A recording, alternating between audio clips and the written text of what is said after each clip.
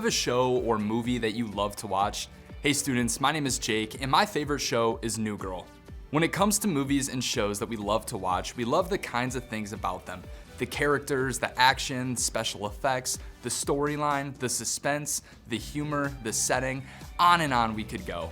But one of the things that we may not realize is that when it comes to some of our favorite shows, we love them because we feel like we can relate to them. Maybe the main character has a friend and it reminds you of your best friend. Maybe he or she is dealing with drama with friends or conflict at home, and you feel like you connect with every emotion being portrayed.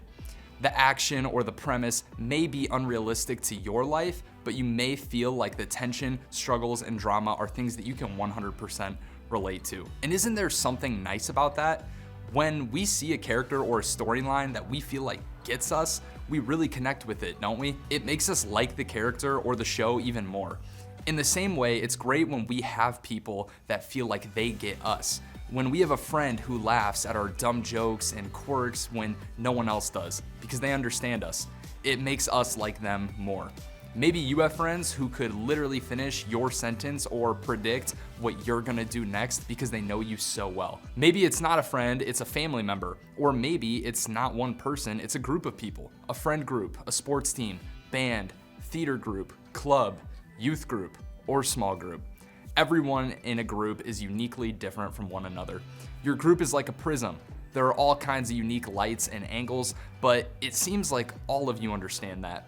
You embrace the fact that you're different from each other, and for some reason, that allows you to get along.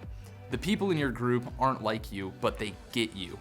Why did it happen, and how did we get here? As great as it is to feel like there are people who get you, isn't it true that for most of us, when we go through really difficult things, we still feel like we're alone? As much as it was great that someone in my family could get my attention at home when I was in the middle of a heated argument, I didn't really even think about them. I felt like I was by myself, all alone.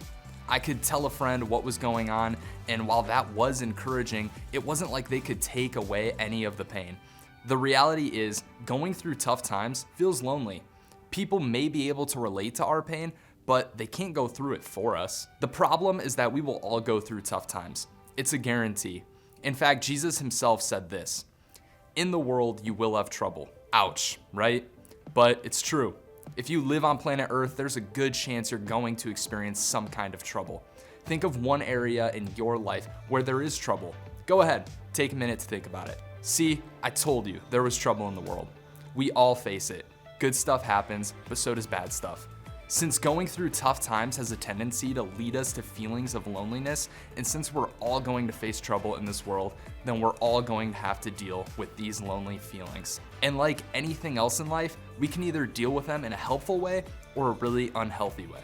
In this series, we've been asking questions like, who is Jesus? And why does Jesus even matter when it comes to real things that we face? These questions definitely have a tendency to show up when we face trouble in life. We wonder if Jesus really cares. Does he really get what I'm going through? When Jesus was on earth, he had plenty of experience with trouble. Take this moment, for example. From this time, many of his disciples turned back and no longer followed him. That's a nice way of saying Jesus got ditched by people who said that they were on his team. If you've ever felt lonely, Jesus experienced that too. In fact, he experienced a lot of the same stuff you and I have. He was tempted, he was lonely, hungry, tired, angry, frustrated, and he even felt sad. I never really think about Jesus getting his feelings hurt or feeling left out, but as much as Jesus was fully God, he was also fully human, which means he experienced it all. That's a new light to shine on the prism. When we go through trouble, Jesus gets it. He's been there. I think that's why he says, in this world you will have trouble. He knew from his own experience that this would be true. But there's more to that statement. Jesus said that to his closest friends that night. He was arrested before being killed. One of his friends, John, wrote down what Jesus said. "I have told you these things so that in me you may have peace. In this world you will have trouble, but take heart, I have overcome the world." In other words, Jesus hasn't just been there. He's been there and he's conquered it. That means Jesus not only gets how you feel, but he can help you.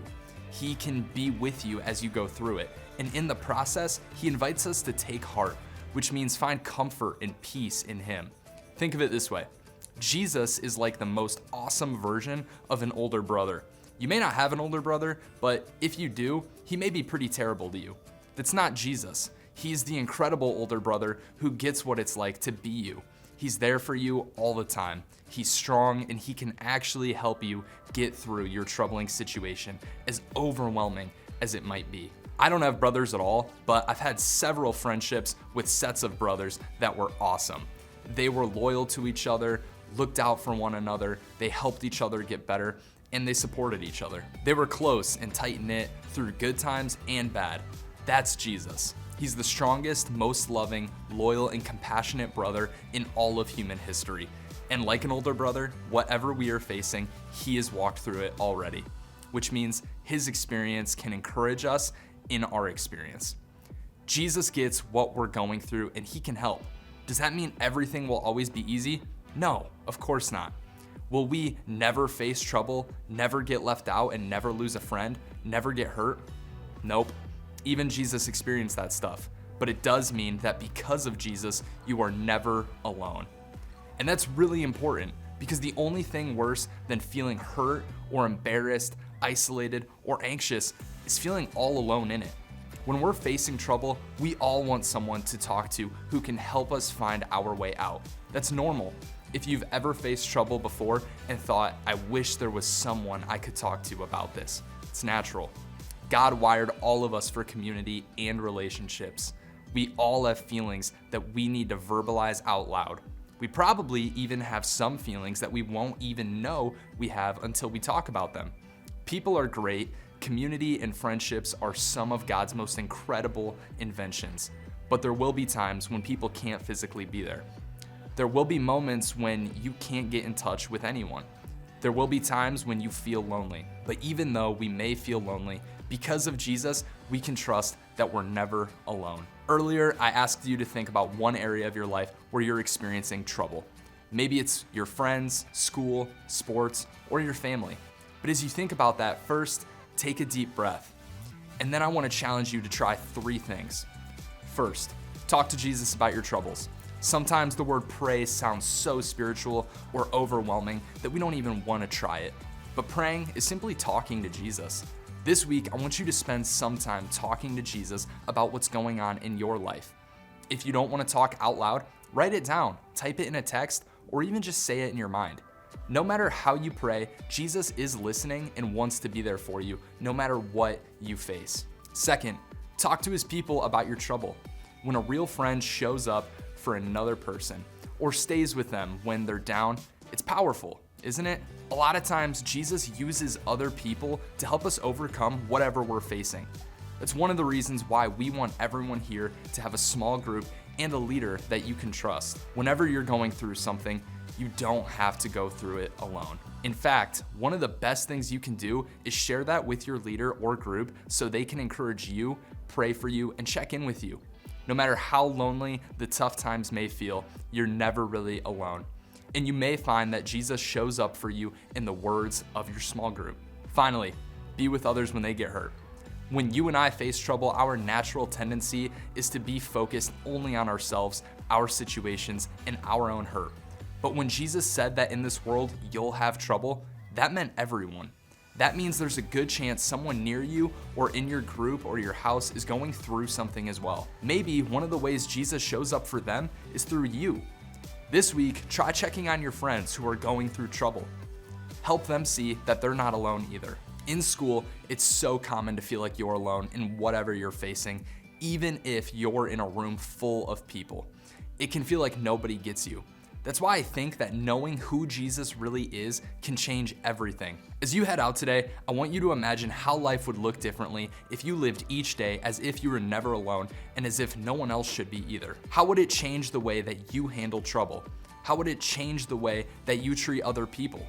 When you face trouble, and all of us will, Jesus is the real deal. He's reliable, loving, and always with you. He gets you, he's there for you, and he can help you. And because of him, you are never alone.